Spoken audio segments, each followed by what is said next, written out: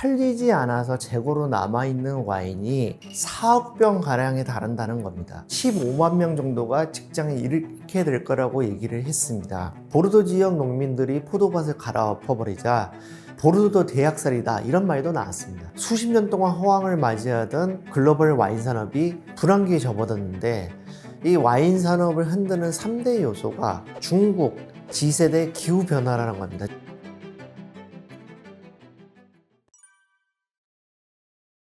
와인은 포도의 재배에서부터 시작해서 오크통에 담아 숙성하는 과정까지 인간과 자연의 숨결이 담긴 그런 술이라는 찬사를 받습니다. 신의 물방울이라는 만화가 크게 인기를 얻었듯이 문화나 예술의 차원에서도 언급이 되고 있습니다. 여전히 와인은 고급주류라는 위상을 차지하고는 있지만 전 세계적으로 소비가 갈수록 줄어들고 있어서 예전만큼의 위상을 유지하지 못하고 있다, 이런 지적이 나오고 있습니다. 제가 4년간 파리에서 특파원을 하면서 그곳에서 살고 있는 동안에도 젊은 사람들, MZ세대를 중심으로 해서 와인을 예전만큼 많이 안 마시고 맥주나 다른 주류로 조금씩 옮겨가는 그런 추세를 느낄 수가 있었습니다. 프랑스 디종에는 국제 와인 기구라는 기구가 있는데요. 여기서 집계한 바에 따르자면 2000년 이후로 가장 와인 소비가 많았던 시기는 2007년이었습니다. 근데 그 당시에 2억 5천만 헥토리터가 소비가 됐는데요. 1헥토리터는 100리터를 말합니다. 그런데 이게 이제 추세적으로 계속 줄어들고 있습니다. 그래서 작년 같은 경우는 2억 2천만 헥토리터를 조금 넘는 수준을 전 세계에서 소비를 했는데요. 이거는 가장 소비가 많았던 2007년과 비교를 하면 12%가 줄어든 것입니다.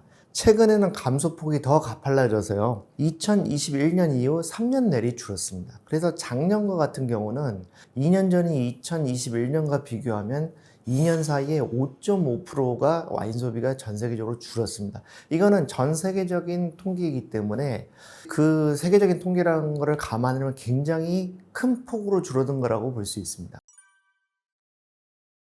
프랑스가 와인 종주국인데 굉장히 빠른 속도로 와인 소비가 줄어들고 있습니다. 프랑스 언론들이 분석한 바에 따르면 최근 60년 사이에 약 70%가량의 감소한 걸로 나타납니다. 엄청나게 빠른 감소라고 볼 수 있습니다. 최근에는 소비량 감소세가 더 빨라지고 있어서요.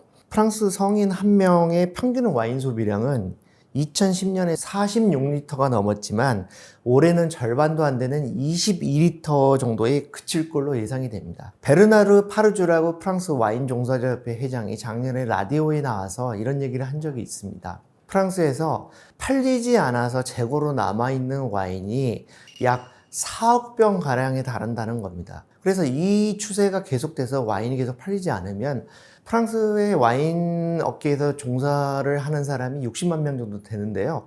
그 중에 4분의 1인 15만 명 정도가 직장에 잃게 될 거라고 얘기를 했습니다. 프랑스 정부가 특단의 대책을 내놓고 있는데요. 작년과 같은 경우는 팔리지 않은 와인에서 알코올을 추출해가지고 향수나 세정제를 만들면 보조금을 지급하는 정책을 썼습니다. 올해는요, 지난달에 더 특단의 대책을 내놨는데 포도를 재배하는 포도밭을 없애고 다른 용도로 변경을 하면 보조금을 주기로 했습니다. 왜냐면 이제 계속 이 와인이 안 팔려가지고 포도가 과잉 생산되고 있기 때문인데요. 그래서 프랑스 정부가 이 보조금을 책정해 놓은 액수를 보면은 축구장 4만 2천 개 넓이의 포도밭이 없어질 걸로 예상이 되고 있습니다.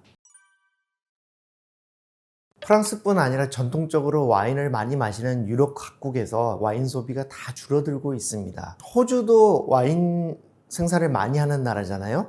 호주 애들레이드대에 보면 와인경제연구센터가 있습니다. 이곳에서는 19세기 중반부터 10년 단위로 세계 와인 소비량을 분석을 해놨는데요. 프랑스, 이탈리아, 스페인, 포르투갈 4국에서 1인당 연평균 와인 소비량이 가장 많았을 때는 1920년대로 약 120리터 정도였습니다. 1950년대에는 약 102리터 정도였는데요. 이게 2010년대에는 33리터 정도로 크게 줄었습니다. 그러니까 2010년대 이 4개국의 1인당 평균 와인 소비량이 1950년대의 3분의 1에도 못 미친다는 거죠. 작년에 포르투갈에는 이런 해프닝도 있었습니다. 팔리지 않은 와인을 이렇게 저장해 놓은 저장고가 터져 가지고요. 와인이 220만 리터가 흘러내린 사건이 있었습니다. 그만큼 이게 유럽에서 와인이 많이 생산이 되지만 옛날만큼 많이 팔리지 않고 있다는 걸 보여주고 있습니다. 일단은 유럽 경제가 굉장히 나쁩니다. 코로나 사태 이후로요. 러시아 우크라이나 전쟁까지 겹치고 인플레이션이 이제 타격을 주면서 유럽 경제가 굉장히 나쁩니다. 제가 프랑스 통계청 자료를 보니까요. 프랑스에서 월별로 먹는 데 쓰는 비용의 총액을 이렇게 쭉 정리를 해놨는데요. 이게 보면은 4년 내리 계속 줄어들고 있습니다. 추세적으로. 그런데 나라 전체적으로 먹는 데 쓰는 돈을 이렇게 길게 줄여간다는 거는 보통 경제가 심각한 상황이 아니라는 겁니다. 그래서 이렇게 유럽 경제가 상황이 안 좋기 때문에 약간 고급품에 해당되는 와인 소비는 계속 줄어들 수밖에 없는 상황입니다. 그리고 유럽산 와인을 많이 수입해가는 나라인 중국에서 이제 예전만큼 유럽산 와인을 많이 수입하지 않는 경향도 나타나고 있습니다. 중국 역시 내수가 예전만큼 좋지 않기 때문인데요. 중국의 수입 와인 시장 규모는 2017년 대비해서 작년에 6년 만에 66%나 감소를 했습니다. 2022년부터 본격화된 글로벌 인플레이션, 이것도 역시 와인 산업에 큰 타격을 주고 있는데요. 와인은 어떻습니까? 생산 과정이 굉장히 긴 술입니다. 포도를 재배해야 되고요. 그러니까 인건비가 많이 들어가고 전기료도 굉장히 많이 들어갑니다. 근데 유럽의 전기료 엄청 많이 올랐고 인건비도 많이 올랐습니다. 그리고 병의 제조 단가, 이것도 많이 올랐거든요. 그러니까 전반적으로 와인을 만들 때 제조 원가가 올라가고 가격도 높아지고, 근데 경기가 안 좋다 보니까 소비자들이 덜 찾게 되는 그런 현상들이 나타나고 있는 겁니다. 유럽 경제가 안 좋다 보니까 여기 와인을 덜 찾을 수밖에 없는 이유가 가격에서 와인과 맥주 차이가 상당히 크다는 점을 꼽을 수가 있습니다. 독일의 시장 조사 업체 스태티스타에서 2021년 기준으로 보면요, 전 세계적으로 병이든 캔이든 판매 단위 하나당 가격이 와인은 12달러대고요. 그리고 맥주는 5달러대입니다. 유럽에서 대형마트에 가보면 맥주는 보통 3, 4유로에 살 수 있는 경우가 많고요. 근데 와인은 물론 그 가격처럼 한 3, 4유로 정도로 싼 것도 있지만 조금 괜찮은 거는 10유로가 넘어가고요. 부르고뉴산 고급품 같은 경우는 50유로가 훌쩍 넘어가는 경우도 꽤 있습니다. 그렇다 보니까 아무래도 경기가 나쁜 상황에서는 고급품인 와인에 손이 선뜻 안 가는 그런 현상이 나타날 수밖에 없습니다. 세계적으로 1인 가구가 많이 늘어나고 있다는 게 와인 소비를 줄이는 상당한 큰 요소가 되고 있습니다. 왜냐하면 와인은 전통적으로 한 병당 750ml로 사이즈가 굳어져 있지 않습니까? 그렇다 보니까 1인 가구에서 혼자 집에서 따서 먹기는 양이 부담스럽습니다. 그래서 점점 1인 가구가 안 찾게 되는 경향이 나타나고요. 와인이라고 하는 게 이게 휴대가 편하지도 않습니다. 캔으로 되게 안 나오고 유리병으로 나오지 않습니까? 그리고 그 사이즈가 결코 작지 않기 때문인데요. 이런 문제점을 와인업계도 잘 알고 있습니다. 그래서 베르나르 파르조 프랑스 와인 종설협회 회장이 사이즈를 다양하게 하는 방향으로 와인 제품을 좀 여러 가지로 출시를 해야 된다, 이런 주장을 하고 있는데요. 근데 전통을 중시하는 와인 농가에서 와이너리들이 이런 요구에 부응을 잘 안 하고 있습니다. 왜냐면 750ml로 생산하는 게 굉장히 긴 전통인데다 굉장히 많은 와인 관련된 다른 상품들이 750ml에 맞춰져 있기 때문이죠. 예를 들면 와인 냉장고, 와인 저장고 있지 않습니까? 그런 게 전부 750ml에 맞춰져 있습니다. 물론 유럽에서는 기존 와인병의 절반 크기로 만든 병으로 와인을 내놓기도 하지만 그게 널리 보편화됐다고 하기는 어렵습니다. 그래서 특히 유럽의 와인 업계가 좀 더 보수적인데요. 호주랑도 비교를 해볼 수 있습니다. 호주도 와인 생산을 많이 하는 나라인데요. 호주의 대표적인 와인 생산업체 펜폴즈 같은 경우는 중국 시장을 겨냥해서 중국의 전통술 바이주를 넣어가지고 만든 와인을 출시를 하기도 했습니다. 근데 유럽에서는 이런 어떤 변화를 시도하는 그런 기류가 훨씬 더 약하다고 볼 수가 있습니다. 건강을 중시하는 각국의 젊은이들이 갈수록 알코올 섭취 자체를 줄여나가고 있습니다. 1980년에는 연간 알코올 섭취량이 프랑스, 독일, 이탈리아가 모두 10리터를 넘었는데요. 2014년에는 10리터에 못 미치는 걸로 나타났습니다. 와인은 보통 13.5도이지 않습니까? 알코올 농도가. 그러다 보니까 4.5도 안팎인 맥주보다는 훨씬 알코올 농도가 높은 편입니다. 유럽 젊은이들도 갈수록 경쾌한 술, 가벼운 술로 조금씩 취향이 옮겨가고 있습니다. 시장 조사 기관 칸타르에 따르면 프랑스에서 18에서 34세의 주류 구입 시 와인 선택 비율이 2014년에는 31%였지만 2021년에는 23%로 줄었습니다. 근데 같은 기간에 맥주를 선택한 비율은 24%에서 39%로 늘었습니다. 이제 와인 업계에서는 이제 미국의 와인 시장이 좀 더 성장할 수 있는 여지가 있는 것 아니냐 이런 기대가 있습니다. 사실 미국의 1인당 와인 소비량은 프랑스의 3분의 1에 못 미치는 상황이거든요. 그렇지만 미국에서도 역시 2010년 이후에 장기적으로 와인 소비가 줄어드는 경향이 나타나고 있습니다. 요즘 미국의 MZ세대들은 하드셀처라는 새로운 주류에 열광하고 있는데요. 이 하드셀처가 뭐냐면 과일향이 나는 탄산수에다가 5% 정도의 알코올을 넣고 설탕이나 탄수화물을 거의 넣지 않아 가지고 경쾌하게 마실 수 있고 칼로리가 낮은 술인데요. 이 하드셀처의 시장이 굉장히 커지고 있습니다. 그래서 맥주의 아성이 견고하고 하드셀처가 굉장히 많이 팔려나가는 그런 시점에서 미국에서 와인 소비가 더 늘어나기가 쉽지 않은 상황입니다. 뉴욕타임스는 향후 10년간 미국 내 와인 소비가 한 20% 정도는 줄어들 수 있다 이렇게 예측을 했습니다. 젊은 세대의 식사 시간이 점점 짧아지고 있는 것, 이것 역시 와인의 소비를 줄이는 요소입니다. 왜냐하면 와인은 천천히 음미하면서 마시는 술이잖아요. 그런데 젊은 세대를 중심으로 각국에서 특히 점심 식사를 굉장히 빨리 하는 경향이 나타나고 있습니다. 프랑스 언론에서 왜 와인 소비가 줄어드는가 이거를 분석을 많이 했는데요. 이제 이쪽 현지 언론의 보도를 보면은 와인이 중장년에 어울린다 또는 대가족에 어울린다 이런 생각들을 가진 사람들이 점점 많아지고 있다는 겁니다. 그리고 식사에 격식을 갖춰야 된다는 오래된 유럽식 관념, 그게 점점 옅어지고 있는 것도 와인 소비를 줄이는 요소가 되고 있다. 이런 분석이 나오고 있습니다. 그리고 와인이 시장 수요에 못 따라가는 것도 와인 소비가 줄어드는 이유인데요. 제가 파리에서 특파원을 할 때 알고 지내던 스타트업 경영자 얘기는 뭐냐면 이 친구는 맥주 같은 경우는 항상 새로운 제품이 출시되고 새로운 시도를 하고 그러는데 와인은 늘 고정적이고 새로운 시도가 없고 새로운 상품이 나오지 않는다. 그게 와인을 점점 덜 찾게 되는 이유라고 얘기를 했습니다. 그래서 젊은이들 취향에 따라서 와인 시장이 조금씩 변하고 있는데요. 전 세계적으로 화이트 와인을 선호하는 경향이 조금 더 강해지고 있고요. 레드 와인을 선호하는 경향이 조금 더 낮아지고 있습니다. 그래서 프랑스에서 보면은 화이트 와인을 주로 많이 생산을 하는 부르고뉴 지방은 그런 데로 선방을 하고 있는데요. 레드 와인을 많이 생산하는 보르도 지역에서는 크게 타격을 입고 있습니다. 그래서 보르도 지역 농민들이 포도밭을 갈아엎어버리자 보르도 대학살이다 이런 말도 나왔습니다. 근년에 두드러지는 기후변화도 와인 산업에 큰 타격을 주고 있습니다. 전 세계적으로 이상기후에 따라서 가뭄, 홍수, 설이 이런 현상들이 예전부터 잦아지고 있는데요.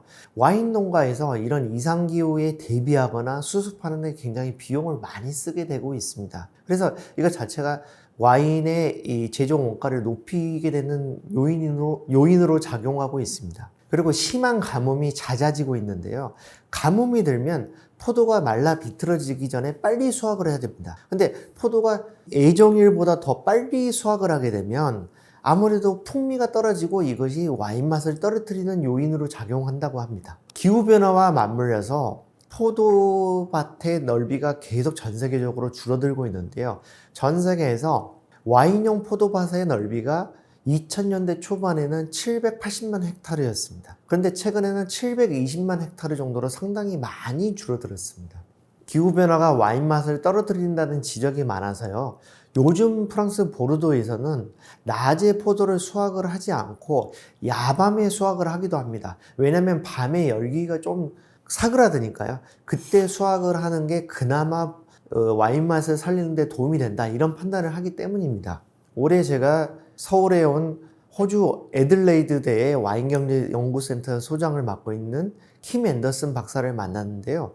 이 앤더슨 박사의 분석이 뭐냐면 수십 년 동안 호황을 맞이하던 글로벌 와인 산업이 이제 불황기에 접어들었는데 이 와인 산업을 흔드는 3대 요소가 중국, 지세대 기후변화라는 겁니다. 중국은 와인 수입을 계속 줄이고 있고요. 그리고 지세대들은 취향이 달라져가지고 와인 소비를 예전만큼 안 한다는 거고, 기후변화가 와인 산업에 다양한 각도로 타격을 미친다는 그런 얘기였습니다. 그리고 와인이 고급품이기 때문에 통상마찰의 대상이 된다는 것도 상당히 변수가 되고 있습니다. 2019년에 도널드 트럼프 당시 미국 대통령이 EU 정상들하고 관계가 나빠져가지고 미국이 EU산 와인에 대해서 최고 25%의 보복 관세를 매겼고요.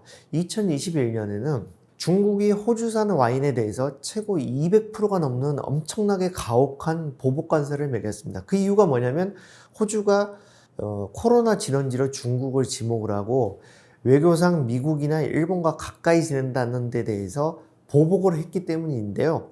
이렇게 와인은 통상마찰의 대상이 되기도 합니다. 이건 역시 와인 산업에 악영향을 미치는 요인일 수가 있습니다.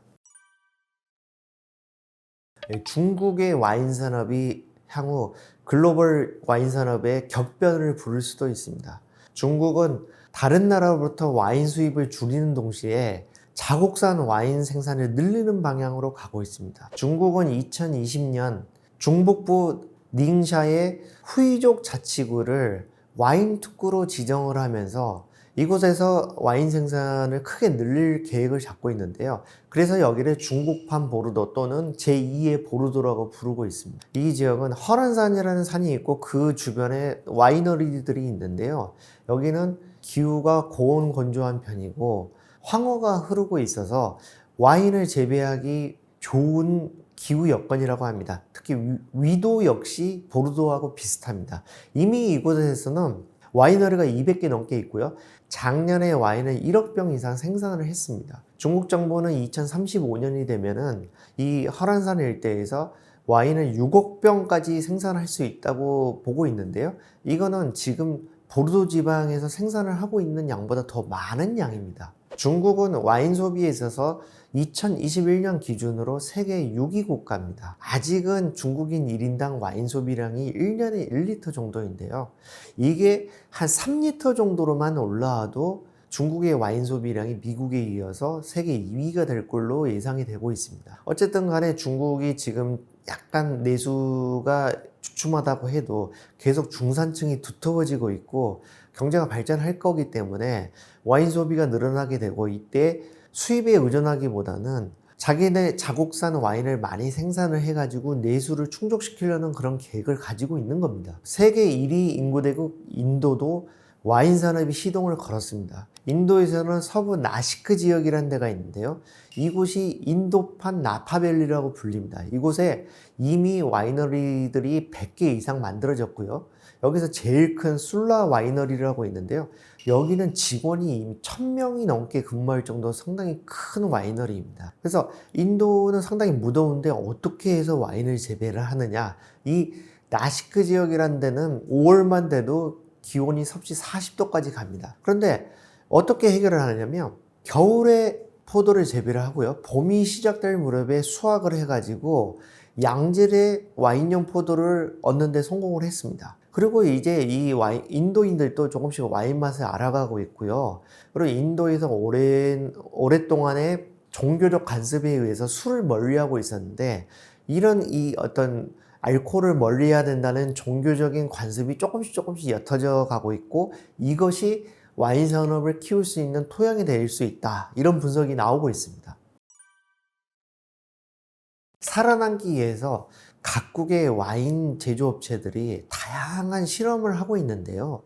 일단은 일본이나 스페인, 그리고 인도 이런 나라들에서 캔에 담은 와인이 출시가 되고 있습니다. 와인은 우리가 병에 담아서 먹는 게 이제 버릇이 돼 있는데요. 그것을 깨트리는 새로운 시도가 벌어지고 있는 거죠. 특히 인도에 있는 와이너리들은 포도로만 와인을 빚는 게 아니라요. 키위, 복숭아, 자두 이런 다른 과일을 이용해 가지고 와인을 만드는 시도도 하고 있습니다. 그리고 기후변화가 무조건 나쁘게 작용하는 것만 아니라요. 기온이 조금 높아지면서 와인을 재배하는 지역이 조금씩 북상을 하고 있습니다. 그래서 이런 새로운 지역에서 와인을 만들어내는 게 어떻게 보면은 전 세계적으로 봤을 때 기회가 될 수도 있다. 이런 이야기도 나오고 있습니다. 북미 지역 같은 경우는 미국에서 위도가 높은 뉴욕주나 워싱턴주, 그리고 캐나다의 브리티시 컬럼비아주 이런 데서 와인 생산이 늘어나고 있기 때문에 전 세계적인 영향이 있을 수 있다. 이런 얘기가 나오고요.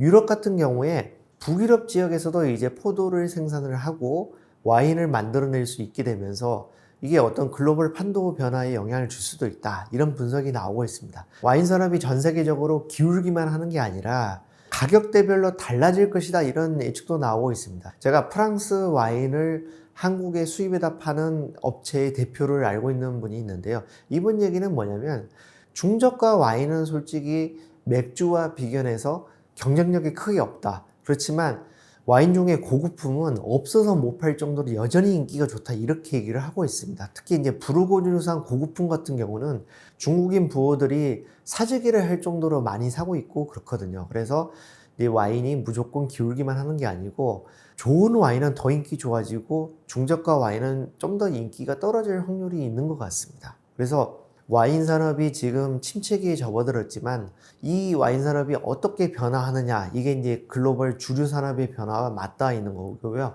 우리가 이거를 지켜볼 필요가 있겠습니다. 아메리칸 드림이라고 하는 거를 이제는 영국, 독일, 프랑스의 인지들이 미국으로 기회를 찾아서 또 떠난다. 이게 굉장히 달라진 부분이라고 할 수 있습니다. 세르게이 브린이 구글을 창립한 이후에 인터뷰에서 뭐라고 했냐면 아버지가 소련을 떠나서 미국으로 와준 게 참 고맙다. 미국의 저력은 대학에서 나옵니다. 파리에서 보면은 식당 종업원 중에서요. 법대나 의대를 다니다 중대 있다고 하는 사람들을 꽤 자주 만날 수가 있는데 교육 시스템이라고 하는 게 평등을 지향하면서 비율을 낳는 유럽의 인재들이 미국으로 많이 빠져나가고 있는데요. 사실은 이게 수백 년 된 현상입니다. 새로운 기회를 쫓아가지고 유럽에서 많이 미국으로 갔는데요. 대표적으로 프랑스의 위그노들입니다. 위그노라는 게 테크노크라트입니다. 신교도들이었는데요. 이 사람들이 이제 구교도들에 의해서 종교적 박해를 받아가지고 많이들 미국으로 건너갔습니다. 미국에 건너가서 성공한 위그노의 후손 중에서 굉장히 유명한 사람을 꼽아보자면 최초의 억만장자라고 하는 석유왕 록펠러, 이분은 위그노의 후손이고요. 그리고 우리가 누구나 아는 버크셔 해서웨이의 워런 버핏 회장, 이분도 역시 위그노의 후손입니다. 그리고 19세기에 미국에서 거대 화학회사 듀폰을 창립한 듀뽕이라는 프랑스인, 이분 역시 위그노였는데요. 우리가 모두 알고 있는 질량 보존의 법칙을 발견한 프랑스 화학자 앙투안 라부아지에의 제자였습니다. 프랑스가 미국으로 위그노들을 쫓아냈다면 독일에서는 나치가 결과적으로 많은 인재들을 미국에 넘어가게 했습니다. 그 대표적인 사람이 물리학자 알베르트 아인슈타인입니다. 1930년대에 나치의 박해를 피해가지고 미국으로 넘어간 독일인이 11만 명이 넘는 걸로 통계가 있는데요. 근데 이 사람들 대부분이 지식인 계층이었습니다. 그만큼 유럽에서는 손실이 컸다고 볼 수가 있는 겁니다. 예전에는 유럽에서 미국으로 넘어간 사람들이 종교적 박해를 피해서 가거나 아니면 유럽의 주류가 아니었던 사람들이 그러니까 비주류기 때문에 새로운 기회를 찾아서 미국으로 가고 이런 경우가 많았는데요. 요즘은 그 판도가 완전히 달라졌습니다. 유럽에서 굉장히 뛰어난 인재들이 많이들 미국으로 가고 있고요. 미국에서 더 많은 기회가 있고 더 돈을 많이 벌 수 있는 기회가 있고 미국에 더 큰 기업이 있다. 그리고 미국이 좀 더 규제가 적기 때문에 좀 더 활발한 기업 활동을 할 수 있다. 이런 기대가 있어서 옮겨가는 걸로 분석이 되고 있습니다. 그러니까 굉장히 중요한 포인트가 이겁니다. 옛날에는 아메리칸 드림이라고 하는 거를 개발도상국 사람들이 기회를 찾아서 미국에 가는 걸 의미를 했는데요. 이제는 굉장히 선진국이라고 하는 영국, 독일, 프랑스의 인지들이 미국으로 기회를 찾아서 또 떠난다. 이게 굉장히 달라진 부분이라고 할 수 있습니다. 유럽에서 미국으로 넘어간 인재들이 굉장히 많은 사람들이 있는데요. 저는 첫 번째로 양쿰이라는 사람을 꼽아보고 싶습니다. 양쿰은 우크라이나 사람이었는데요. 미국으로 건너가가지고 왓츠앱이라는 모바일 메신저를 만들었습니다. 왓츠앱은 쉽게 말해서 이제 서양 사람들의 카카오톡이라고 보시면 되는데요. 이용자가 30억 명에 이릅니다. 이 앙코미 왓츠앱을 키워가지고 10년 전인 2014년에 페이스북에 190억 달러를 받고 팔았습니다. 엄청난 성공이 아닐 수 없는데요. 근데 우크라이나에서 했다면 앙코미 왓츠앱 같은 모바일 메신저를 개발할 수 있는 환경이 됐었겠느냐, 이런 의문이 남고요.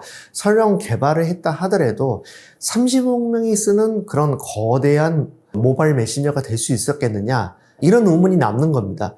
또한 190억 달러, 190억 달러면 한 25조 원 정도가 되는데요. 이 정도로 큰 금액을 받고 페이스북에 팔 수 있었겠느냐. 아마 유럽에서는 그런 성공이 불가능했을 거라고 저는 생각을 하고 있습니다. 그리고 이제 올해 돌아가신 분이죠. 9년간 유튜브 CEO를 지낸 수전 워치츠키. 이분은 사실 이중 국적자입니다. 미국인이면서 동시에 폴란드 국적을 갖고 있었는데요. 이분은 아버지가 어린 시절에 폴란드를 탈출해가지고 미국으로 건너와서 물리학 교수가 된 분이었는데요. 아버지가 그렇게 옛날 냉전시대에 폴란드를 탈출해서 미국으로 왔기 때문에 기회를 잡은 그런 사례라고 볼 수가 있습니다. 구글의 공동 창립자인 세르게이 브린. 이분은 아버지가 모스크바에서 수학과 교수였지만 굉장히 못 살았다고 합니다. 모스크바에서 한 10평짜리 아파트에 살았다고 그러는데요. 아버지가 극적으로 소련을 탈출을 해가지고 미국에 와서 가족들이 성공할 수 있었는데, 세르게이 브린이 나중에 구글을 창립한 이후에 인터뷰에서 뭐라고 했냐면, 아버지가 소련을 떠나서 미국으로 와준 게 참 고맙다, 이렇게 얘기를 했습니다. 그리고 여러분들 코로나 사태 때 기억을 하시겠지만, 모더나라는 백신 개발 업체, 이게 이제 미국에서 굉장히 떠오르는 바이오 기업이었는데요. 이제 이 회사를 이끄는 CEO가 스테판 방셀이라는 사람이 있었습니다. 근데 이 사람에 대해서 초기에 한국 언론에서는 미국 기업의 CEO니까 당연히 미국인인 줄 알고 스티븐 반셀로 표기를 했습니다. 그런데 요즘은 프랑스 사람이라는 게 알려져가지고 스테판 방셀이라고 프랑스어식으로 표기를 하고 있는데요. 이 스테판 방셀이 전형적으로 프랑스에서 대학까지 마쳤지만 프랑스에서 만족하지 않고 미국으로 넘어와서 성공한 그런 경우라고 볼 수가 있습니다. 이 스테판 방셀의 모더나 지분 가치는 한때 8조 원에 가까웠고요. 지금도 한 2조 원 정도는 되거든요. 근데 개인이 2조 원 정도의 돈을 번다는 거는 프랑스나 유럽에서는 상상하기 어려운 규모의 커다란 성공이라고 볼 수가 있습니다. 그래서 이 글로벌 바이오 업계에서 보면요, 이 스테판 방셀 말고도 세계 정상급 제약회사인 화이자를 이끄는 엘버트 불라, 이 엘버트 불라 CEO도 역시 그리스 사람입니다. 그리스에서 수의대를 나온 수의사였는데요. 화이자에 와가지고 성공해서 CEO 자리에까지 올랐습니다. 그리고 세계 100여 개국의 결제 솔루션을 제공하는 미국의 핀테크 업체 스트라이프. 이 스트라이프는 기업 가치가 90조 원에 가까운 걸로 평가가 되고 있는데요. 이 회사를 창립한 사람은 패트릭 콜리슨이라고 아일랜드 사람입니다. 아일랜드가 유럽에서는 IT가 좀 발달한 나라라고 하지만 아일랜드에서 이 회사를 차렸다면 이만큼 성공하기는 어려웠을 거라고 생각을 합니다. 그리고 세계 최대 식료품 배송업체 인스타카트, 이 회사를 이끄는 사람은 피지 시모라는 30대 여성인 프랑스인입니다. 피지 시모는 프랑스 남부의 세트라고 하는 굉장히 작은 소도시 출신인데요.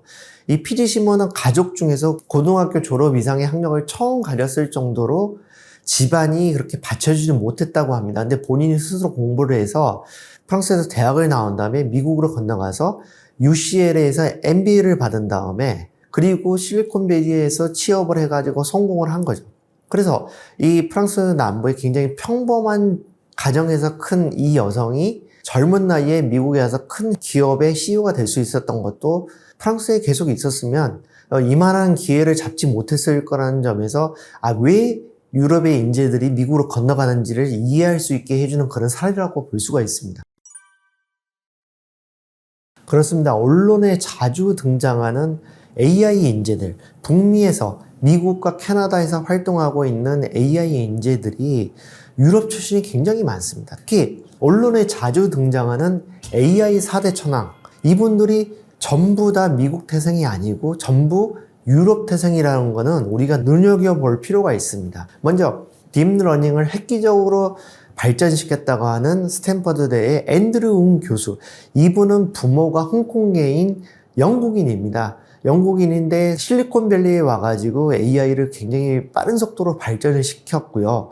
그리고 메타의 AI 수석 과학자이면서 뉴욕대 교수를 하고 있는 얀 르캥이라는 분도 역시 AI 4대 천왕 중에 한 분인데요. 이분은 박사학위를 어디서 받았냐면 파리 6대학에서 받았습니다. 근데 파리 6대학은 원래 명칭이 피에르와 마리 퀴리 부인의 대학이었어요. 그게 공식 명칭이었습니다. 지금은 소르본대랑 합쳐졌는데요. 근데 마리 퀴리 부인의 이름을 붙인 대학을 나온 분이 미국에 와가지고 AI 연구를 하고 있다는 거는 옛날에 폴란드 이민자인 퀴리 부인을 받아들여서 과학을 발전시킨 프랑스가 이제는 미국으로 인재를 유출하는 나라가 됐다. 이제 이런 거를 상징적으로 보여줍니다. 그리고 토론토대 명예교수인 제프리 힌턴 있지 않습니까? 이분 같은 경우는 올해 노벨 물리학상 수상자입니다. 근데 힌턴 교수는 전형적인 영국인입니다. 케임브리지 대학을 나왔고요. 에딘버러 대학에서 인공신경망을 연구해서 박사학위를 받았습니다. 그런 다음에 영국 대학인 서식스 대학에서 교수가 됐는데요. 1980년대에 영국에서는 AI 연구를 위한 연구비를 조달하기 어려웠습니다. 그래서 이 힌턴 교수가 미국으로 건너가게 됐고요. 토론토 대학에서 AI 연구를 하는 연구 기업을 설립을 했습니다. 근데 이 힌턴 교수가 만든 회사를 구글이 인수를 하게 됐고, 자연스럽게 힌턴 교수가 구글에서 AI 연구를 10년 정도 총괄하는 역할을 맡았습니다. AI 4대 천왕 중에 마지막으로 몬트리올 대학의 요슈아 벤지오 교수라는 사람이 있는데요. 이분은 삼성전자와 교류를 많이 하는 분인데, 이분 역시 프랑스 사람입니다. 이런 AI 최고 두뇌들이 유럽을 떠나서 미국으로 가서 능력을 만개시켰다는 것은 시사하는 바가 적지 않다고 생각을 합니다. AI 4대 천왕뿐만이 아니죠. 챗 GPT의 어머니란 얘기를 듣는 미라 무라티라는 분이 있습니다. 미라 무라티는 오픈 AI의 최고 기술 책임자를 최근까지 지냈는데요. 이분은 알바니아 출신입니다. 그리고 AI와 로봇을 연계시키는 연구에서 세계 정상급 학자라고 얘기를 듣는 피터 앳빌이라는 UC 버클리 교수가 있습니다. 이분은 벨기에 사람인데요. 벨기에에서 대학을 나와서 미국의 스탠퍼드 대학에 유학을 와서 박사학위를 받았습니다. 근데 이 피터 앳빌 교수가 미국 언론이랑 인터뷰한 내용을 보면요. 원래 학위를 따고 유럽으로 돌아가려고 했다는 겁니다. 그런데 시장도 안 받쳐주죠. 연구 여건도 미국보다 못하죠. 그러니까 미국에 눌러 앉게 됐다. 이런 얘기를 했는데 이런 얘기가 굉장히 시사한 바가 크다고 생각을 합니다. 남아공 출신인 일론 머스크가 미국에 와서 전기차 업체 테슬라를 만들고 그에 따른 부가가치를 미국인들이 차지하듯이 유럽의 AI 인재들이 미국에 와서 활동을 하면서 생기는 어떤 과실이 있지 않습니까? 일자리가 늘어나고 부가가치가 늘어나는 것. 이거를 유럽인들이 아니라 미국인들이 차지하는 그런 현상이 나타나고 있습니다. 미국이 유럽 인재들한테 매력적일 수밖에 없습니다. 일단은 거대 기업, 특히 빅테크를 중심으로 하는 큰 기업들, 세계를 이끌어가는 기업들이 미국에 확실히 쏠려 있습니다. 시가총액 세계 30대 기업 중에서 미국 기업이 22개고요. 유럽 기업은 3개밖에 없습니다. 아시아 기업이 5개거든요. 유럽 기업이 아시아 기업보다도 숫자가 더 적은 셈입니다. 그만큼 유럽에는 기회가 제한적이다. 이렇게 볼 수가 있습니다. 그리고 기술을 가진 혁신 기업을 키워내는 속도가 다릅니다. 미국은 자본시장이 굉장히 발달해 있어가지고요. 자본시장 중심으로 벤처 캐피탈을 크게 일으켜가지고 기술이 엿보이는 신생기업에 굉장히 거액을 투자해가지고 큰 기업으로 성장시키는 속도가 굉장히 빠릅니다. 그렇지만 유럽은 반면에 자본시장이 미국만큼 발달해 있지 않고요. 기업들이 여전히 은행 대출에 많이 의존을 하기 때문에 기업들이 성장하는 속도가 느릴 수밖에 없습니다. 자, GDP 대비 증시 시총 비율이요. 미국이 170%, 유럽은 68% 수준입니다. 그러니까 이제 증시가 미국은 확실히 더 크고요. 근데 GDP 대비 대출 비율은 미국은 85%밖에 안 되지만 유럽은 300%나 됩니다. 이게 큰 차이를 부르고 있습니다. 왜냐면 유럽은 아직도 은행 대출에 이제 의존을 하고 있는데 이게 어떤 문제가 있냐면 신생기업은 오히려 은행 대출을 받는데 불리합니다. 왜냐면 대출이라고 하는 거는 돈을 떼이냐 안 떼이냐 이거를 중시하기 때문에 긴 안목을 가지고 투자를 하는 게 아닙니다. 그러니까 기존 기업들이 유리하고 신생 기업들, 이런 기업들은 불리하기 때문에 기회를 잡기가 어려운 거죠. 이런 측면에서 미국 기업들이 유럽 기업에 비해서는 훨씬 더 큰 기회를 열어준다, 이렇게 볼 수가 있고요. 그래서 유럽에서 자본시장이 발달하지 않는 것은 어떤 결과를 낳고 있냐면, 이거는 지난달에 EU에서 내놓은 보고서인데요. EU 27개국 전체의 벤처 캐피탈 투자금이 미국의 5분의 1 수준밖에 안 된다는 겁니다. 미국에 비하면 벤처 투자가 미약하다고 볼 수 있습니다. 그리고 쉽게 말해서 미국에서 돈을 더 많이 벌 수가 있습니다. 유럽은 여러분들이 아시다시피 복지가 좋기 때문에 세금과 사회보험료로 떼어가는 액수가 굉장히 많습니다. GDP 대비 국민 부담률이요. 이걸 보시면 되는데, 국민 부담률이라고 하는 거는 세금하고 사회보험료의 비율을 말하거든요. 이게 프랑스하고 이탈리아는 40%가 넘고 독일도 39.5%에 달합니다. 근데 반면 미국은 26%밖에 안 됩니다. 그러니까 유럽이 국민 부담률이 높은 만큼 복지가 좀 더 좋다고 볼 수 있지만, 각 근로자 개개인이 일을 해가지고 자기 주머니에 들어가는 돈은 훨씬 더 작을 수밖에 없는 거죠. 그러니까 미국은 이 세금과 사회보험료로 떼가는 돈이 작기 때문에 일을 많이 하고 돈을 많이 벌수록 근로의욕이 많이 생길 수밖에 없고, 유럽은 상대적으로 근로의욕이 좀 덜할 수밖에 없습니다. 그리고 이미 근로자들의 평균 임금, 근로자들이 어느 정도를 버느냐, 이것도 굉장히 많이 벌어져 있습니다. OECD 통계를 보면요, 2022년 기준으로 근로자 평균 임금이 미국은 원화로 1억 원 정도가 됩니다, 이미. 그런데 미국을 100%로 봤을 때 영국은 70%고 프랑스는 68%밖에 안 됩니다. 그리고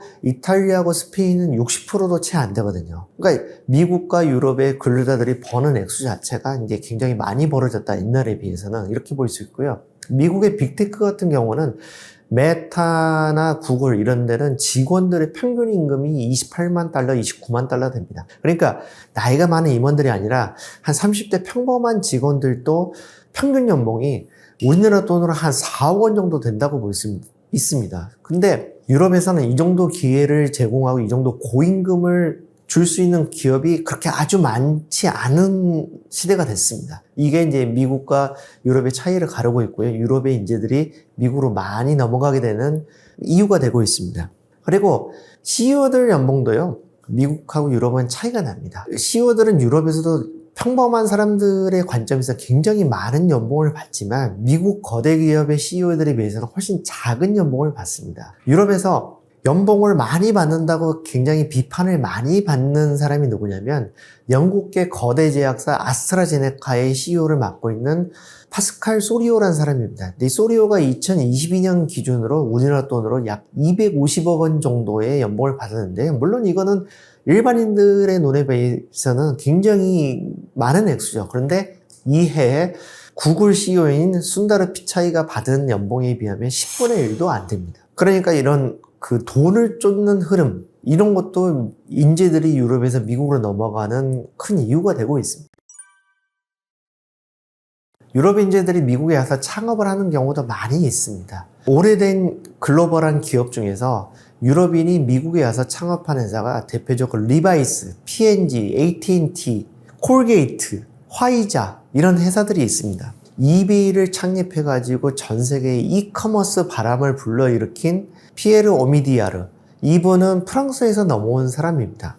미국에서 자동차 할부금융과 신용카드로 거대 금융회사가 된 캐피털원을 세운 사람은 나이젤 모리스라고 영국인입니다. 그리고 미국 최대의 케이블 TV 업체인 컴캐스트를 만든 사람 역시 독일 사람이고요. 이 글로벌 유통업체 콜스를 세운 사람도 폴란드 이민자입니다.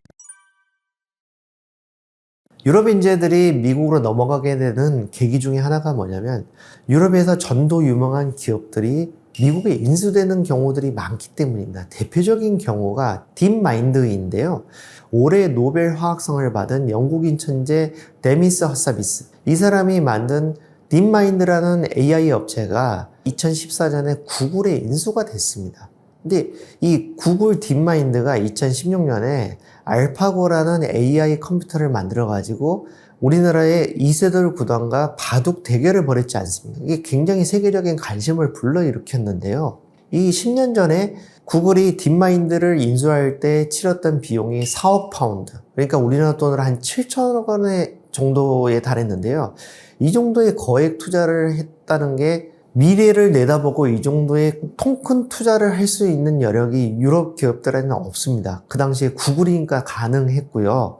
근데 이 딥마인드라는 회사가 흑자를 내기 시작한 건 2020년이었습니다. 그러니까 길게 내다보고 큰 투자를 할 수 있었던 거죠. 딥마인드뿐만 아니라요, 인터넷 전화업체로서 세계적으로 명성을 갖고 있던 스카이프 있지 않습니까? 스카이프가 원래부터 미국 회사가 아니었습니다. 이 스카이프라는 회사는 발트 삼국 중의 하나인 에스토니아에서 설립이 됐는데요.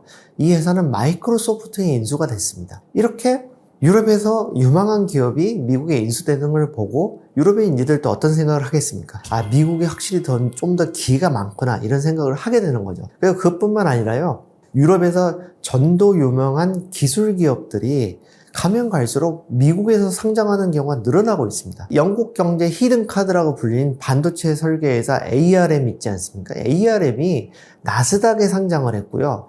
화이자와 함께 코로나 백신을 공동 개발해가지고 전 세계적인 바이오 기업으로 떠오른 독일의 바이오엔테크도 역시 나스닥에 상장한 회사입니다.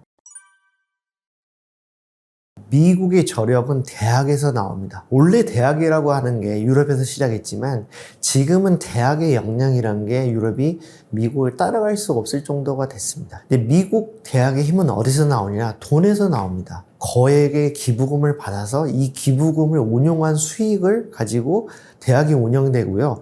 그렇게 해서 인재를 유치를 하고 연구시설을 확장하고 있는데 이 힘이 어마어마합니다. 하버드대 같은 경우는 기부금을 운용하는 규모가 한 500억 달러 정도가 됩니다. 우리나라 돈으로 하면은 70조 원이 가까운데요. 하버드 대학뿐만 아니라요, 100억 달러 이상의 기금을 운영하는 미국 대학이 16곳에 달합니다. 그리고 1억 달러 이상을 운영하는 대학으로 좀 더 넓혀보면 130개 대학이 넘습니다. 1억 달러도 그렇게 결코 작은 돈이 아닙니다. 그래서 하버드대 연례보고서를 보면요, 2022년 기준으로 1년간 쓴 예산이 우리나라 돈으로 7조 원이 넘습니다. 어마어마한 액수라고 볼 수가 있는데요. 그 7조 원이 넘는 하버드대 예산 중에 60% 가까운 돈이 어떤 거냐면 기부금을 운용해서 얻은 수익과 학생들이 낸 등록금입니다. 근데 유럽 대학들은 대부분, 특히 프랑스나 독일 대학들은 정부 재정에만 의존을 하거든요. 그러니까 등록금도 받지 않고 기부금을 운영해서 얻는 수익도 없습니다. 그러니까 하버드대 예산에서 60%에 가까운 돈에 해당되는 돈이 유럽 대학들에는 없는 셈입니다. 그렇다 보니까 쫓아가지 못하는 거죠. 연구시설을 확장을 하거나 인재를 유치하는 데 있어서 굉장히 큰 핸디캡이 있을 수밖에 없습니다. 물론 이제 미국 대학들의 학비가 굉장히 비싸죠. 그래서 미국 같은 경우는 하버드대는 1학년 때 학비하고 기숙사비만 합쳐도 우리나라 돈은 한 1억 원에 달할 정도입니다. 그래서 많이들 대출을 받아가지고 졸업한 다음에 이거를 갚는데 굉장히 힘들어하고 있는데요. 근데 그렇게 미국의 학비가 비싼 줄 알면서도 전 세계적으로 인재들이 많이 미국에 유학을 가려고 하고 공짜로 학교를 다닐 수 있는 독일이나 프랑스 대학을 그렇게 많이 유학을 하지 않습니다. 근데 이 차이가 왜 빚어지고 있는가, 이걸 우리도 잘 생각을 해야 된다고 생각을 합니다. 미국 대학으로 인재들 많이 몰리는 이유는 미국이 단일 패권 국가로 입지를 굳히면서 미국에서 대학을 나오는 게 앞으로 어떤 일을 하건 간에 성공을 할 수 있는 확률을 높인다, 이런 믿음이 생기는 거고, 이 믿음이 가면 갈수록 더 굳어지고 있습니다. 유럽 대학들의 경쟁력이 낮아지고 있다. 이제 이거를 어디서 볼 수 있냐? 대학 순위에서 대표적으로 나타납니다. 그래서 영국 일간지 더 타임스가 발간하는 교육 매거진인 THE, Times Higher Education, 여기를 보면요, 작년에 전 세계 대학들 순위를 보면 탑 30 중에서 19곳이 미국 대학들입니다.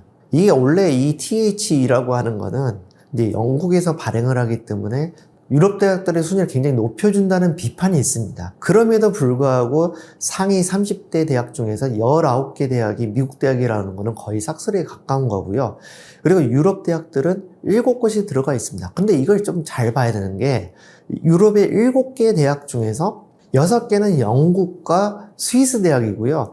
EU 27개국에 해당하는 대학은 30위의 턱걸이한 독일의 미넨공대 하나밖에 없습니다. 그만큼 유럽 사람들이 보기에도 유럽 대학하고 미국 대학의 차이가 크다는 거죠. 그래서 유럽식 평등교육이라고 하는 게 장점도 있습니다. 모든 사람이 대학을 갈 수 있게 해준다. 그리고 공짜 교육을 시켜준다. 이런 숭고한 이념이나 가치 이런 게 있는데요. 근데 이걸 부정하는 게 아니라 이게 나쁘다는 게 아니라 부작용이 있을 수밖에 없습니다.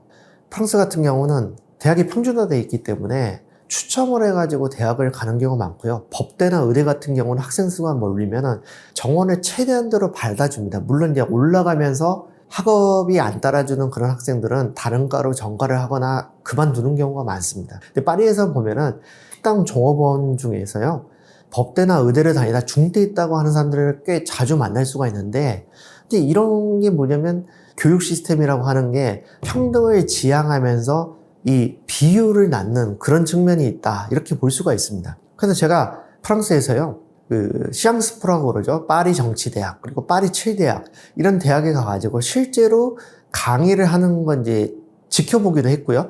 독일에서도 하노버 대학도 가보고 그랬는데, 그리고 프랑스 지방의 몽펠리 대학도 가봤습니다. 근데 우리가 상상하는 것 이상으로 유럽 대학들이 작고 낡고 시설이 형편이 없습니다. 그래서 실제로 가보면 여러분들 좀 놀라실 수도 있어요. 그래서 우리가 예전에 좀 잘 못 살던 시절, 그리고 이제 1990년대 중반 이전에 대학 정원이 늘어나기 전에 아무나 대학을 못 가던 그런 시절에는 유럽에서 대학을 아무나 가고 공짜 교육을 시켜주고 이런 거에 대해서 환상을 갖고 그랬는데요. 이제는 조금은 걸러서 볼 필요가 있다, 이렇게 생각을 하고 있습니다. 그래서 단적으로 독일이나 프랑스나 이탈리아나 스페인, 이런 부유층들의 자식들은 공립학교를 다니지 않고 중고등학교를 사립학교를 다닌 다음에 미국으로 유학을 가거나 미국과 대학 시스템이 비슷한 영국으로 가는 경우가 많습니다. 자기네 나라에서 대학을 다니면 거의 돈을 들이지 않고 대학을 다닐 수도 있지만 미국이나 영국으로 가서 굳이 돈을 많이 쓰는 이유, 이게 뭐겠습니까? 아무래도 자기네 나라의 대학 시스템의 경쟁력에 대해서 불신이 크다, 이렇게 볼 수가 있습니다. 자, 유럽에도 명문대학들이 당연히 있긴 있습니다. 근데 중요한 건 뭐냐면요, 들어가기 어렵다는 게 중요한 게 아니고, 명문대라고 하는 게 그 나라와 사회를 위해서 얼마만큼 부가가치를 창출하고 미래를 위한 지식 허브로서 작동을 하고 있느냐, 이걸 봐야 된다는 겁니다. 근데 유럽의 대학들이 굉장히 오래되고 전통이 있고 뭐 명문이긴 하지만 부가가치를 이끌어내는 것보다는 굉장히 사회의 엘리트들을 생산하는 데 그치는 그런 경우들을 많이 봅니다. 영국의 옥스브리지나 프랑스의 상위권 그랑제골, 이런 데들을 보면은 연구 활동을 많이 하지 않습니다. 지식을 많이 키워내고 길러내고 연구를 하는 게 아니라요, 사회 리더가 될 사람들을 양성하는 일종의 리더 양성소, 이런 기능에 포커스가 맞춰져 있습니다.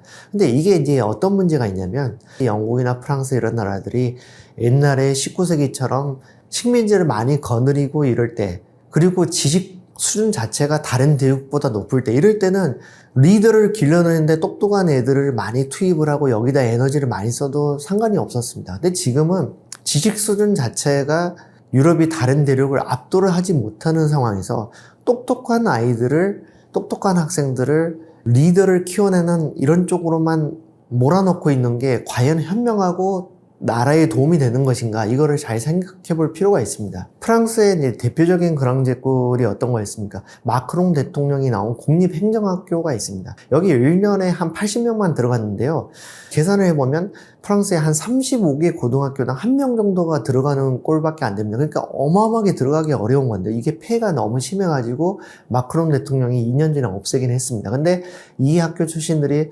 프랑스를 좌지우지하고 장차관이나 뭐 기업 CEO들을 독차지하고 있는데요. 단적으로 최근에 프랑스에서 개각을 했는데, 재무장관의 33살짜리의 굉장히 파격적인 인물이 기용이 됐는데, 이 사람이 마크롱 대통령의 국립행정학교 후배입니다. 그런데 재무장관이라고 하는 건 쉽게 말해서 우리나라로 치면 경제부총리인데요. 이런 중요한 역할을 맡는 거는 머리가 좋다고 되는 게 아니고 똑똑한 사람이라고 하더라도 경험이 많이 쌓여야 되는 거거든요. 근데 33살짜리가 만나는 건 제가 봐도 무리고, 미국에서도 아무리 파격적인 인사를 해도 이렇게 젊은 사람을 경제부총리에 앉히지 않습니다. 그래서 이런 걸 보면은 영국이나 프랑스 이런 나라들이 지배 엘리트들을 키워내는데 포커스를 하고 있고요. 전반적으로 사회의 부가가치를 끌어올리는 노력은 좀 등한시한다, 이런 느낌을 받습니다. 그리고 이 학제 자체도 자기네들이 독특하게 운영을 합니다. 그래서 그랑제꼴이라고 하는 거는 프랑스에서 프레빠라고 하는 2년 과정이 예과 과정 같은 게 있습니다. 여기를 마친 사람이거나 아니면 다른 일반 대학의 2학년 과정을 마친 사람들 중에서 뽑는데요. 이 학제 자체가 대학도 아니고 대학원도 아니고 굉장히 특수합니다. 그래서 국제적인 기준에서 굉장히 떨어져 있고, 국제적인 기준과는 다르거든요. 그러니까 자기들만의 리그에서 자기들만의 인재를 키워내고 있는데, 이게 얼마나 경쟁력이 있는지는 의문입니다. 프랑스 여성 중에 가장 성공한 분이 누굽니까? 크리스틴 라가르드 유럽 중앙은행 총재입니다. 이분은 G7 국가에서 여성으로 처음으로 재무장관을 했고요. 처음으로 여성 IMF 총리를 하신 분인데요. 이분이 마크롱 대통령이 나온 국립행정학교를 2번이나 낙방을 해가지고 변호사가 된 다음에 미국에 가서 성공을 했다. 이런 점을 이렇게 눈여겨볼 필요가 있습니다. 근데 영국도 어떤 문제가 있냐면, 영국 옥스브리지는 사실 프랑스 그랑제꼴에 비해서는 훨씬 더 연구 기능이 강하긴 합니다. 그렇지만 특히 옥스퍼드가 그런데 문과 위주에 맞춰져 있습니다. 사회의 지배 엘리트들을 많이 키워낸다는 거는 이과보다는 문과 엘리트들을 많이 길러낸다는 건데요. 근데 영국이 G7 국가, 선진국 중에서도 특히 기술 계통의 엘리트들이 사회의 높은 자리에 많이 올라가지 못하는 나라로 꼽히고 있습니다. 단적으로요, 이 영국이 어떠냐면 자동차 산업이 시작된 그런 나라지만 지금 영국의 자동차 산업은 거의 죽어버린 거나 마찬가지입니다. 여전히 자동차를 꽤 생산하는 독일하고 프랑스하고도 많이 다른 부분인데요. 영국의 자동차 산업이 거의 유명무실화된 이유가 여러 가지가 있는데, 그 중에 하나가 기술자들을 대우하지 않고 테크니션들의 높은 자리에 올라가게 하지 않는 그런 풍토가 작용을 했다. 이런 분석들이 많이 있습니다. 사실 영국 거대 기업의 CEO 중에 이공계 출신이 여전히 그렇게 많지 않고 MBA를 받거나 뭐 법대 출신이거나 상대 출신이거나 이런 사람들이 많습니다. 그래서 영국이 금융업이 발달했기 때문에 제조업은 상대적으로 덜 발달했을 수 있는데, 굉장히 문과 위주의 엘리트들을 많이 키워내고 있고요. 재미있는 게 뭐냐면 1900년 이후로 124년이 되는 동안에 영국의 총리가 28명이 있었습니다. 근데 그 28명 중에서 이공계 전공을 한 사람은 옥스퍼드대 화학과를 나온 마거렛 대처 한 사람뿐이었어요. 그래서 대처 전 총리가 생전에 어떤 얘기를 했냐면, 내가 최초의 여성 총리여서 자랑스러운 게 아니라 최초의 과학을 전공한 총리라는 점이 자랑스럽다, 이런 말을 했습니다. 그래서 영국과 프랑스에서 보듯이 유럽의 대학 교육, 특히 명문대의 기능, 미국과 비교해 봤을 때는 상당히 좀 뒤떨어지고 구시대적이다, 이렇게 볼 수가 있습니다. 장기적으로는 유럽에서 대학의 경쟁력을 좀 끌어올려야 된다고 생각을 합니다. 지금처럼 계속 평등교육을 강조하면서 공짜교육을 시켜준다, 여기에 포커스를 맞춰가지고는 미국을 따라가기 어렵고요. 길게 봐서는 중국이나 한국이나 일본의 인재 양성 시스템을 쫓아가기도 버거울 수 있습니다. 그래서 지금 유럽이 빨리 이 위기를 해결하는 방법은 인재와 관련돼서 미국 기업으로 넘어가 있는 유럽 출신의 인재들을 데려오는 겁니다. 그게 현실적으로 굉장히 빠른 해법이라고 보여지는데요. 실제로 효과가 나타나고 있습니다. 세계 5대 AI 기업 중에 하나라고 꼽히는 미스트랄 AI라는 회사가 있습니다. 미스트랄 AI라는 회사는 마크롱 대통령이 천재 기업이라고 하고 있는데요. 이 회사는 프랑스 이공계 최고 그랑제꼴인 에콜 폴리테크니크 출신 3명이 공동으로 만든 회사입니다. 근데 이 공동 천자들이 어떤 이력을 갖고 있냐면 구글과 메타의 연구소에서 일했던 사람들입니다. 근데 이 사람들이 의기투합을 해가지고 이 미스트랄 AI라는 회사를 만들어가지고 전 세계에서 혜성처럼 나타나는 AI 기업을 만들었는데요. 이런 식으로 이제 유럽이 미국과의 간격을 좁히는 방법은 미국 기업에 있는 유럽의 AI 인재들을 빨리 데려오는 겁니다. 독일에서도 미스트랄 AI와 비슷한 사례가 있습니다. RF 알파라는 회사가 있는데요. 이 AI 기업이 미국에서도 주목을 받고 있는데, 여기 이 알레프 알파의 창업자 역시 독일에서 공대를 나와서 애플에서 AI 개발자로 일했던 사람입니다. 그래서 유럽 출신으로 미국 빅테크에 가 있는 인재들을 파격적인 조건을 제시하면서 자국으로 끌어들이는 그런 노력들이 굉장히 필요하다고 생각이 들고요. 자, 우리가 주목해야 되는 포인트는 이런 겁니다. 독일이나 프랑스, 영국 이런 나라들이 예전만 못하다고는 하지만 그래도 여전히 우리나라보다는 앞서가는 나라들이잖아요. 근데 이 나라들의 인재들이 왜 미국으로 가는가? 그게 남의 일이 아니기 때문에 우리가 잘 지켜봐야 됩니다. 물론 영국, 독일, 프랑스 이런 나라들은 알파벳을 쓰는 나라이기 때문에, 그리고 또 인종적으로 미국과 좀 더 가깝고요. 뿌리가 같기 때문에. 그래서 좀 더 쉽게 미국으로 넘어가는 측면이 있습니다. 그렇지만 우리나라에서도 점점 젊은 사람들 위주로 영어를 잘하는 사람들이 많고 글로벌 마인드를 갖춘 사람들이 늘어나고 있습니다. 그렇기 때문에 미국으로 넘어가기 점점 쉬워지고 있고요. 실제로 AI 인재의 이동 경로를 추적하는 미국 시카고대 폴슨 연구소 연구에 따르면 한국의 대학원에서 배출되는 AI 인재의 40%가 해외로 가고 있는 걸로 추정이 되고 있습니다. 근데 그 사람들 대부분 미국으로 간 걸로 보여요. 그러니까 이런 게 의미하는 게 뭐겠습니까? 유럽의 인재들이 미국으로 가는 이유. 이게 왜 옮겨가는가? 이거를 우리도 잘 보고 최대한 인재 유출을 막아서 우리 땅에서 AI 연구가 꽃피우고 다른 첨단 산업도 키워나갈 수 있게 하는 것. 이게 정말 중요한 교훈이 아닌가 이렇게 생각을 합니다.